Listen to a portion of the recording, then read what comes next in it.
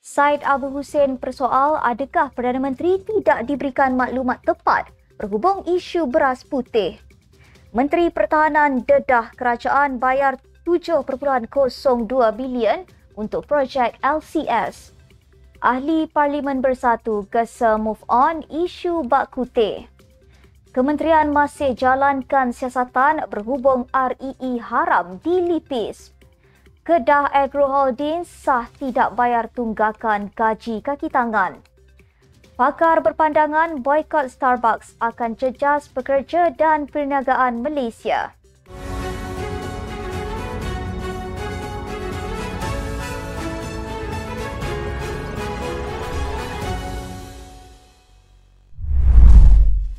Bismillahirrahmanirrahim. Assalamualaikum warahmatullahi wabarakatuh. Salam Malaysia Madani. Bersama saya Asma Ismail dalam Netstat News edisi tengah hari 14 Mac 2024 bersamaan 3 Ramadan 1445 Hijrah. Sebelum itu jangan lupa untuk subscribe YouTube Netstat TV dan follow Facebook Netstat Malaysia.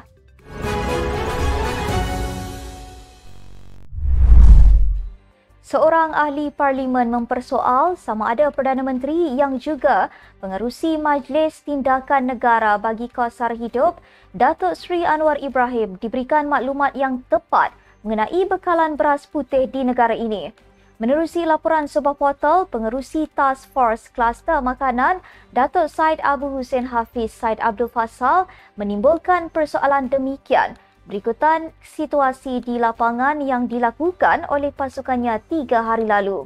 Said Abu Hussein berkata, semakan pasukan pemantau di 30 lokasi di Semenanjung mendapati tiada bekalan beras putih tempatan di pasaran.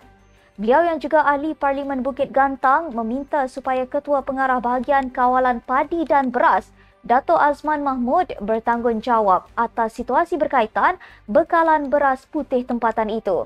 Said Abu Hussein juga berpegang kepada cadangannya supaya beras putih madani dijual pada harga RM30 bagi setiap 10 kilogram. Cadangan itu katanya dibuat selepas mengambil kira pandangan semua pihak berkepentingan yang terbabit dalam rantaian bekalan beras putih termasuk pengilang, pesawah serta pengguna. Menteri Pertahanan Datuk Seri Muhammad Khalid Nordin mendedahkan kerajaan telah membayar jumlah terkumpul 7.0 bilion ringgit untuk projek kapal tempur pesisir LCS yang terkepung sehingga kini.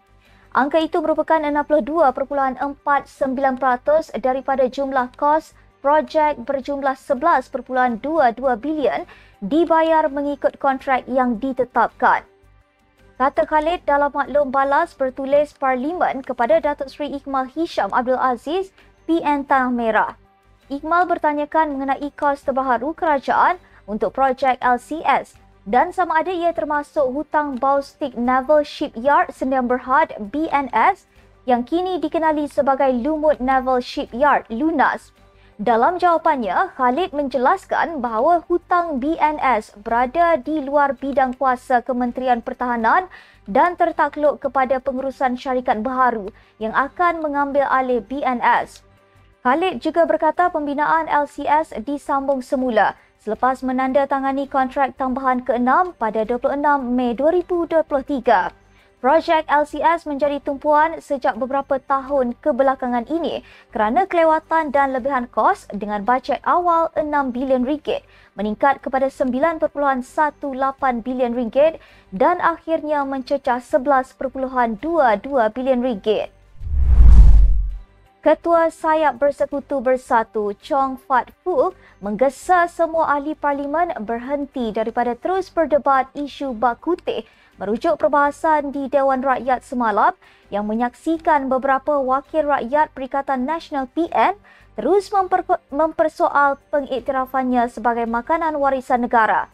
Katanya, wujud salah faham di kalangan pihak tertentu mengenai istilah bak kutih sehingga menjadi polemik dan mewujudkan pertikaian dibangkitkan segelintir pihak. Beliau juga berkata semua pihak menerima hakikat Malaysia sebagai negara mempunyai masyarakat majmuk. Timbalan Presiden Gerakan Oh Tong Kiong turut senada dengan bekas adun pemanis itu dan menegaskan semua wakil rakyat perlu memberikan tumpuan lebih kepada isu ekonomi dalam kalangan rakyat. Semalam, persidangan Dewan Rakyat sekali lagi dihangatkan dengan isu bakuteh pada sesi penggulungan perbahasan titah diraja di Dewan Rakyat oleh Menteri Pelancongan, Seni dan Budaya Tiong Kin Sing. Kompartmen 411 di Hutan Simpan Ulu Jelai, daerah Lipis telah dikenal pasti sebagai tapak perlombongan haram pada Mac tahun lalu selepas penemuan peralatan dan barang makmal yang digunakan. Bagaimanapun, kata Menteri Sumber Asli dan Kelestarian Alam Nik Nazmi Nik Ahmad, sehingga kini siasatan masih dijalankan untuk mengesahkan sama ada terdapat sebarang pengeluaran bahan nadir bumi di tapak itu. Baru-baru ini ketika menjawab soalan ahli Parlimen Ipoh Timur DAP di Dewan Rakyat semalam, Nik Nazmi berkata terdapat pengoperasian nadir bumi secara haram di beberapa kawasan termasuk hutan simpan jerai di Lipis. Pada sesi itu, Lee Chuan Hao bertanya status larangan ekspor nadir bumi ketika berlaku peralihan teknologi bagi pemprosesan dan industri hilirannya dibangunkan sebagai suatu langkah untuk memanfaatkan kadar ringgit yang optimum bagi ekspor tersebut. Bagaimanapun, Menteri Besar Pahang Datuk Seri Wan Rosli Wan Ismail semalam berkata, kenyataan Nik Nazmi di Parlimen itu kurang tepat kerana tiada sebarang aktiviti pengeluaran nadir bumi di daerah Lipis walaupun terdapat cubaan untuk melakukan aktiviti melombong bahan tersebut. Anak syarikat Perbadanan Menteri Besar MBI Kedah iaitu Kedah Agro Holdings sah tidak membayar tunggakan gaji kaki tangannya yang dilaporkan tertunggak sejak September tahun lalu. Ia diakui sendiri oleh CEO MBI Kedah yang dilaporkan sedang menyelesaikan isu tunggakan gaji kaki tangan anak syarikatnya. Ketua Pegawai Eksekutif MBI Kedah Zafir Anwar Ghazali berkata, pihaknya sedang meneliti isu berkenaan dan akan merujuk kepada kerajaan negeri bagi mendapatkan penyelesaian terbaik. Sementara itu, Menteri Sumber Manusia Steven Sim melalui Jabatan Tenaga Kerja Semenanjung Malaysia JKTSM dilaporkan sudah pun memberi notis kepada Kedah Agro Holdings Berhad untuk segera menyelesaikan isu tunggakan gaji kaki tangan.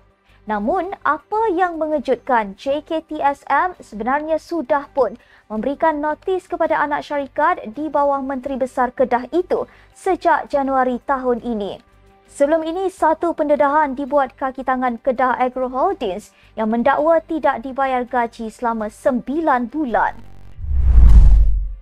Pakar memberi pandangan boikot produk dikaitkan dengan AS susulan konflik Israel-Hamas mungkin menyakitkan pekerja dan perniagaan Malaysia apabila syarikat seperti Starbucks Malaysia kehilangan pelanggan sejak beberapa bulan lalu.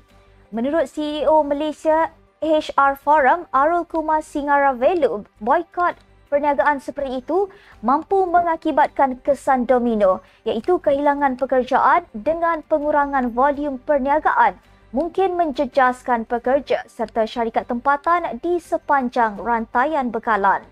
Katanya, ia seterusnya akan memberi kesan terhadap kadar pengangguran yang ketika ini mencapai kadar pra-pandemik 3.3% apabila syarikat dan pembekal mungkin terpaksa memberhentikan pekerja sekiranya boikot berpanjangan. Pengasas Berjaya Corp Berhad, Vincent Tan, baru-baru ini menggesa orang ramai berhenti memboikot Starbucks Malaysia kerana tindakan itu hanya akan menjejaskan rakyat tempatan yang bekerja di situ. Katanya, hampir 85% pekerja Starbucks Malaysia beragama Islam dan tiada warga asing diambil bekerja di ibu pejabat syarikat itu. Kempen boikot tercetus susulan konflik Israel-Palestin itu memberi kesan besar terhadap Berjaya Food kerana Starbucks Malaysia menyumbang 90% daripada pendapatan kumpulan itu. Sekian untuk edisi tengah hari ini. Ikuti perkembangan semasa isu-isu panas politik Malaysia setiap hari hanya di NatStab News. Jangan lupa untuk follow Facebook NatStab Malaysia dan subscribe YouTube NatStab TV. NatStab Malaysia menjangkau informasi mengorak inspirasi. Saya Asma Ismail. Assalamualaikum dan salam sejahtera.